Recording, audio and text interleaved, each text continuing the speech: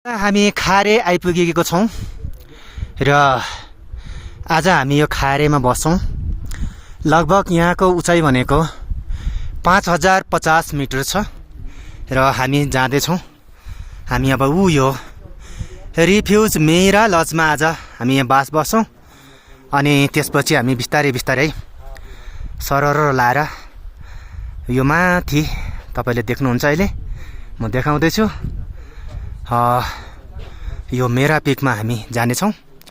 मेरा पिकको उचाइ भनेको 6476 मिटर हो र हामी यो हिमाल यो पिक चढ्नको लागि आएको एकदमै राम्रो छ र हाम्रो कान्छी पनि जाने हो र मेरा पिक टपमा उहाँलाई नै लिएर हामी जाँदैछौँ।